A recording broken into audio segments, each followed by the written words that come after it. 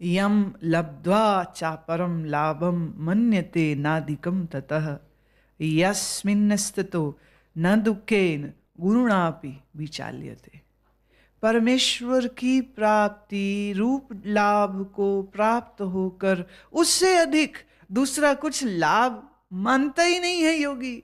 और भगवत प्राप्ति रूप जिस अवस्था में स्थित हुआ योगी बड़े से बड़े भारी दुख से भी फिर चलायमान नहीं होता।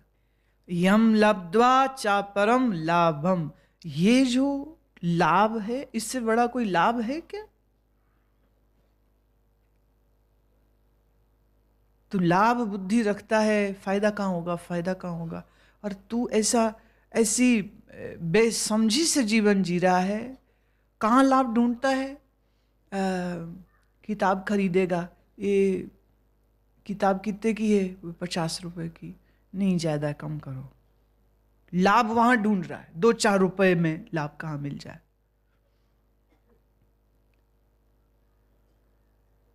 बड़ा खुश होता है कि लोगों ने एक चीज बड़ी महंगी खरीदी और मुझे सस्ती मिल गई। बड़ा मजा आता है उसको। 10 लोगों को बताएगा, वो स्कीम निकली थी 2 ही दिन के लिए, मुझे पता लग गया, मैंने ले ली। लोगों ने खरीदी इतनी महंगी और मुझे आधे भाव में मिली। बड़ा खुश। ये लाभ में तुमको लाभ दिखता है? 4 कौड़ियां तूने ज्यादा जोड़ी कि 4 कौड़ियां कम, क्या फर्क पड़ता है? इस दुनिया में सबसे बड़ा लाभ कोई है तो यही, और जिन्होंने यह लाभ प्राप्त किया फिर उनकी जिंदगी में बड़े से बड़ा दुख आ जाए, वो चलायमान नहीं होते। उनका मन हिलता नहीं, चंचल नहीं होता मन।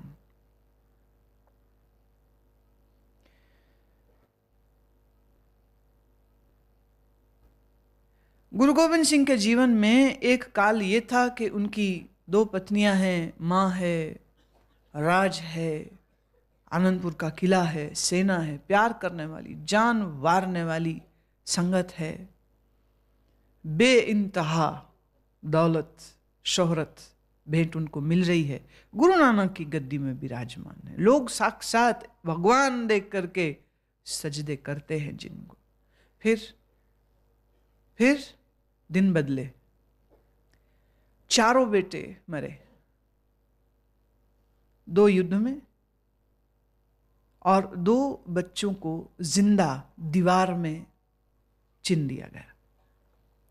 मां भी शरीर छोड़ गई, बहुत पीड़ा से, बहुत कष्ट से। पिता पहले ही दिल्ली चांदनी चौक में शहीद कर दिए गए थे। सेनाओं ने, मुगल सेनाओं ने हमला कर दिया, किला छोड़ना पड़ा। सर्दी की रात, ठिठुरने वाली सर्दी की रात में बगैर कोई सामान लिए, बगैर कोई तैयारी किए बस निकलना पड़ा। निकलना नहीं चाह रहे, लड़ने के लिए तैयार थे, और युद्ध होता रहा। हार के इनके 5 जो शिष्य थे, जिन्हें 5 प्यारे कहते, उन्होंने कहा देखिए अब हम आपको आदेश देते हैं, आपको जाना होगा। हम आदेश देते क्योंकि आपने ही तो बोला कि तुम मेरे गुरु भी हो और तुम मेरे चेले भी हो, तो हम अब आपको गुरु होकर 5 जन ये आदेश देते हैं कि आप जाइए। आपका सुरक्षित रहना आवश्यक है। आप बचे रहेंगे, करोड़ों और किले भी बन जाएंगे और चेले भी बन जाएंगे। अगर आपके शरीर को कुछ हो गया तो ये हानि, ये नुकसान को हम कैसे भरपाई करें? आप जाइए। बोले मैं छिप के नहीं जाऊंगा, मैं बोल के जाऊंगा। बोले हद हो गई, आपको यहां से निकाल रहे हैं, आप करे बोल के जाएंगे। बोले मैं छिप के नहीं जाऊंगा मैं। तो जिस समय किले से बाहर निकलने लगे, घोड़े पर सवार होकर जोर से ताली बजाई और कहा खालसे का गुरु जा रहा है। बोल के गए, चिल्ला के गए, चोरों की तरह नहीं गए, छुप के नहीं गए। अपनी सारी दुश्मन सेना को खबर दे रहे हैं। शिष्य क्या बोले? क्योंकि गुरु तो ऐसा मौजी है, ऐसा बेपरवाह शहंशाह है, कौन समझाए कि आप ये ना करिए। बोले मैं तो बोले बगैर तो जाऊंगा नहीं। इतना अधिकार मेरे दुश्मनों को बनता है कि उन्हें पता तो हो कि मैं अब यहां नहीं हूं।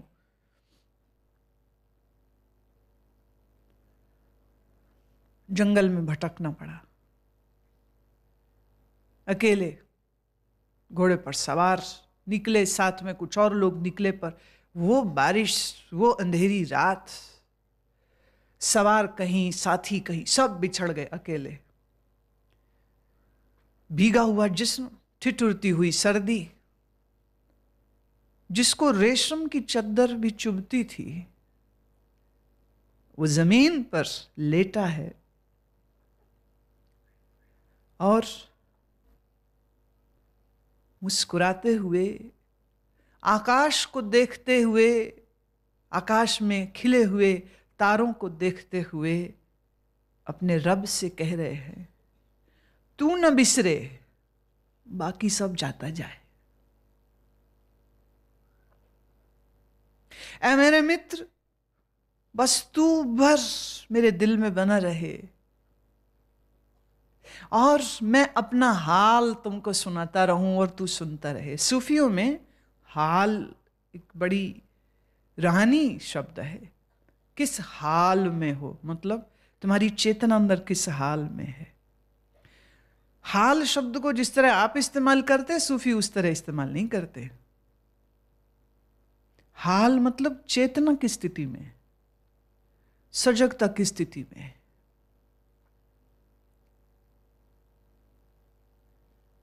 कोई नहीं साथ में, कोई साथी नहीं, बच्चे नहीं, मां नहीं, जंगल में, बियड़ जंगल में। शत्रु कब कहां से आ जाए ये भी पता नहीं। नंगी तलवार हाथ में लिए, जमीन पर बाईं करवट ले, अपनी बाह को सिरहाने की तरह रख, आकाश की ओर देखते हुए कहते हैं, मित्र प्यारे नू, मित्र प्यारे नू, हाल मुरीदां दा कहना, मित्र प्यारे मित्र प्यारे हाल मुरीदां दा कहना, मित्र प्यारे मित्र प्यारे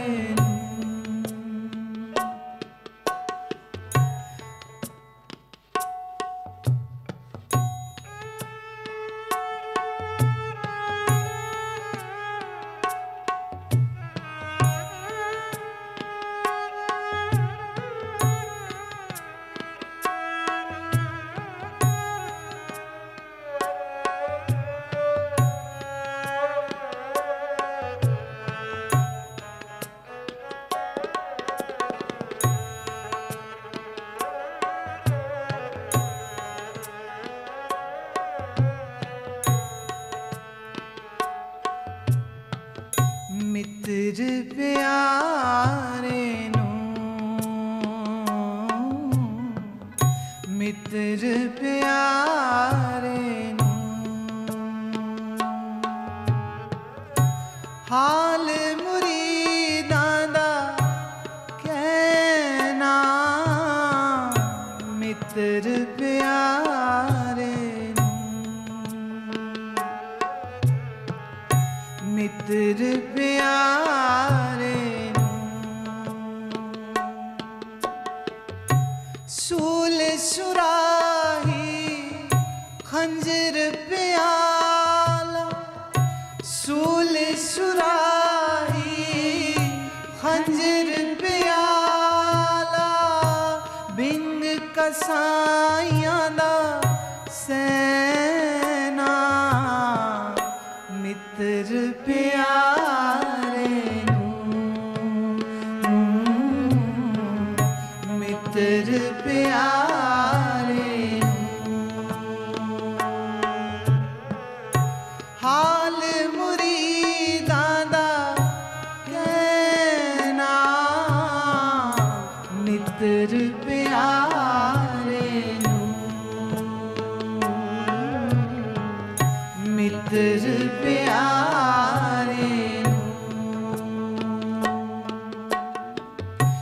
यारणदा सनु सत्थर चंगा, यारणदा सनु सत्थर चंगा। मेरे यार का कफन वो मुझे बड़ा प्यारा, वो दे रहा।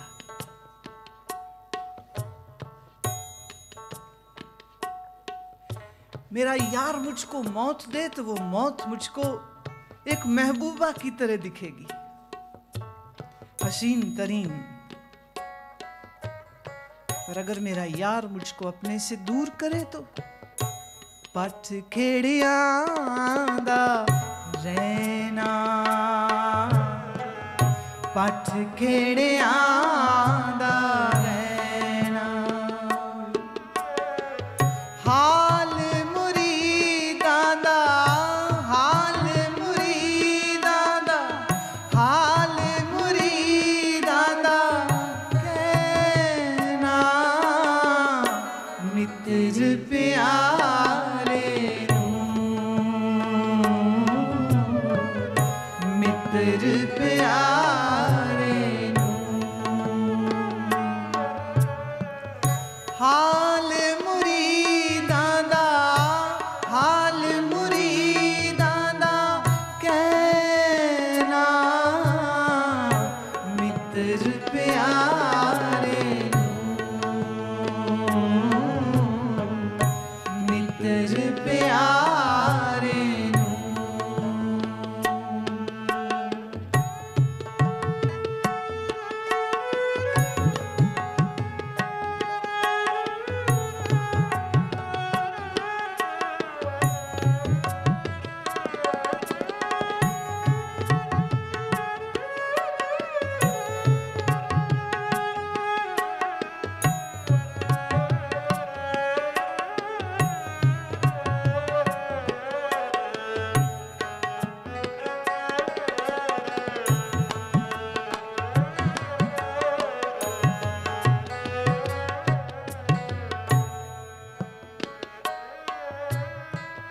तुद बिन रोग रजाइयां दा ओढ़, तुद बिन रोग रजाइयां दा ओढ़। नाग निवासां दे रहना। तेरे बगैर मेरा जीवन ऐसा है या मेरे रब, तेरे बगैर मेरा जीवन ऐसा हो जैसे कोई मुझे हजारों नागों से डसवाए और मुझे उन नागों के जहर के बीच रहना पड़े। प्रभु तेरे बगैर यह जीवन एक रोग है, और तू मिल जाए तो यही जीवन फिर योग है। क्या खूबसूरत कह रहे हैं। तुद बिन रोग रजाइयां दा ओढ़, तुद बिन रोग रजाइयां दा ओढ़। नाग निवासां दे रहना। मित्र प्यारे मित्र प्यारे हाल मुरीदां दा, हाल मुरीदां दा, हाल मुरीदां दा कहना। मित्र प्यारे मित्र प्यारे मित्र प्यारे मित्र प्यारे। फिर कहती हूँ सूल सुराही खंजर प्याला, सूल सुराही खंजर प्याला। तेरे बगैर जीना प्रभु ऐसे है जैसे कोई शूलों की सुराही बना दे और उसमें से जो निकाले वो खंजरों जैसा चीरने वाला खंजर, चाकू, तेज दो धारी। खंजर की नोक आगे से मुड़ी होती, सीधा नहीं होता। सीधा हो तो चाकू, मुड़ी हो तो खंजर। चाकू किसी को घोंपो पेट में, निकालो, तकलीफ है बहुत, काट पीट बहुत होगी। पर अगर किसी के खंजर मार दो और खंजर जब कोई बाहर निकालेगा तो आगे से जो वो मुड़ा हुआ उसका ये जो घुंटी है वो आंतों को बाहर खींच लाएगा। चाकू का वार के बाद भी कोई बच सकता है, खंजर बड़ा मुश्किल। आंतें बाहर आ जाएंगी, बचेगा कहां से। गुरु गोविंद सिंह महाराज कह रहे हैं, तेरे बगैर या मेरे मालिक मेरी जिंदगी ऐसे हो जाएगी कि कोई शूलों की सुराही से खंजरों को मेरे मुंह में डाले। बता मेरे साहिब, तेरे बगैर कैसे जी सकता हूं? तेरे वियोग में इतनी पीड़ा है, इतना कष्ट, इतना दुख। मैं तेरा मुरीद हूं, मैं तेरा चेला, मैं तेरा प्रेमी हूं, मैं तेरा भक्त हूं। क्या अपने भक्त को ऐसा वियोग देगा प्रभु? सूल सुराही खंजर प्याला, बिंग कसाइयां दा सैना। जैसे कोई कसाई रखे गर्दन पर तलवार और फिर धीरे धीरे चलाए और हलाल करे। कितना तड़पता है जानवर जब धीरे धीरे गर्दन कटती। तेरा वियोग प्रभु मेरे दिल पर यूं तलवार चलाएगा, मुझे सहना पड़े इतना वियोग। ऐसा जीवन जी के क्या करना? तेरी याद में मैं जीऊं, तेरे बगैर। गुरु साहब कह रहे, सूल सुराही खंजर प्याल, सूल सुराही खंजर प्याला, बिंग कसाइयां दा सैना, बिंग कसाइयां दा सैना। मित्र प्यारे मित्र प्यारे, हाल मुरीदां दा, हाल मुरीदां दा, हाल मुरीदां दा कहना। मित्र प्यारे मित्र प्यारे, मित्र प्यारे, मित्र प्यारे।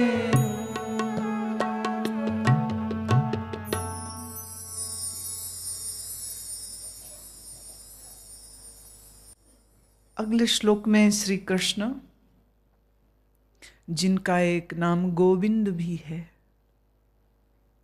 अभी जो गाया शब्द ये गुरु गोविंद सिंह का, ये गीता गोविंद की है। बात एक ही, जुबान अलग, लहजा अलग, ढंग अलग। अगला श्लोक आता है, तम विद्या दुख संजोगम विजोगम योग संगीतम सा निश्चयेन योक्तव्यो योगो निर्वाण चेतसा। दुखरूप संसार के संजोग से रहित है, जिसका नाम योग है उसको जानना चाहिए। वह योग ना उकताए हुए चित्त से अर्थात तत्पर हुए चित्त से निश्चय पूर्वक करना कर्तव्य है। जिंदगी का परम लाभ इसी में है, तो जिंदगी को इसी दिशा में चलाए, योग की दिशा में चलाए। पर भगवान कह रहे हैं इसमें 2 चीजों को तुम्हें लाना होगा जिससे तुम सफल हो सकते हो। पहली बात, संसार के संजोग से रहित रखो मन को। ऐसे मनुष्यों के साथ बैठो भी मत जो ये धर्म अध्यात्म की बात ना करते हो। Don't sit with them. क्यों? वो अपना कूड़ा कबाड़ा तेरे दिमाग में भरेंगे, तेरा चित्त पहले ही भटका पड़ा है और भटकेगा। तेरे मित्र कैसे हों? जो तेरे गुरु से प्यार करे वही तेरा मित्र, बस सिंपल। जो तुम्हारे सत्य के विचारों से सहमत है वही तेरा मित्र। बाकी सबों से तटस्थ रहना चाहिए, द्वेष नहीं करना किसी से, ना अपने आप को श्रेष्ठ समझना है। हर जीव अपनी यात्रा में तटस्थ रहो। Be away from such people. व्यवहार में, मजबूरी में जब कभी मिलना पड़ जाए तो कीप इट वेरी प्रिसाइज, बहुत छोटी मुलाकात रखे, लंबी ना करे, घंटों बैठ के वक्त खराब ना करे अपना। अव्वल तो दूर रहे, पर दूर न रह सकता हो, गृहस्थी है, व्यवहार है, बिजनेस है, मिलना पड़ेगा ऐसे लोगों को, तो फिर अपने इस ज्ञान को खजाने की तरह संभाल के रखे। फिर उनके सामने दिखावा भी मत करे। जिसे मतलब नहीं, जिसे कुछ लेन देन नहीं, उसको क्यों बताना? जब वो कुछ इंटरेस्ट दिखाए तब बताओ, क्योंकि जब वो इंटरेस्ट दिखाएगा, जब वो रुचि दिखाएगा, फिर वो ध्यान से सुनेगा भी नहीं तो तू अपना वक्त खराब करेगा। Why waste time? गुरु है ना अपना वक्त खराब करने के लिए लोगों पर। वक्त ही तो खराब होता है, क्या करें? What can we do? तुम्हें शर्म आनी चाहिए, तुम हंसते हो आगे से। तुम्हें व्यंग लगता है ये? तुम्हें मजाक लगता है?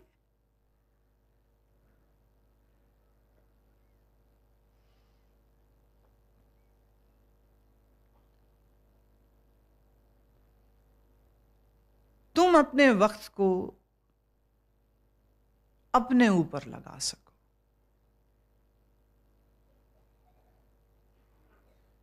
और तुम अपने वक्त को गुरु बन के, जो तुम हो भी नहीं, साधक बन के, जो तुम हो भी नहीं, क्या किस बलबूते पे समझाओगे किसी को तुम? Are you practising what I am teaching? जो मैं आपको सिखा रही हूं, जो आप मुझसे सीख रहे हैं, क्या आप उन चीजों को अपने जीवन में ला रहे हैं? नहीं ला रहे तो आपका क्या अधिकार बनता है कि आप दूसरों को जाके ज्ञान झाड़ते फिरे, ज्ञान समझाते फिरे?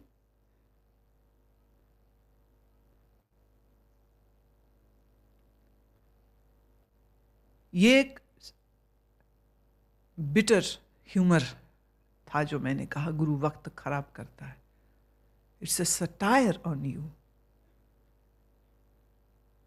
I am making a very important point. You don't even understand that. तुम्हें उसकी समझ भी नहीं आती। तुम्हें लगता है ये भी कुछ मजाक हो रहा है। यहां कुछ मजाक नहीं हो रहा। अपने आप पढ़ के देख लेना, अगर समझ आ जाए गीता क्या है।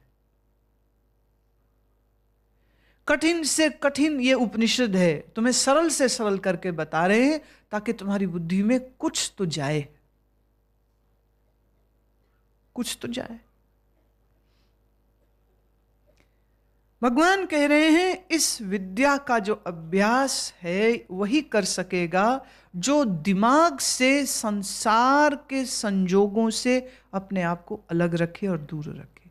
Don't be involve in loose talk with loose minds.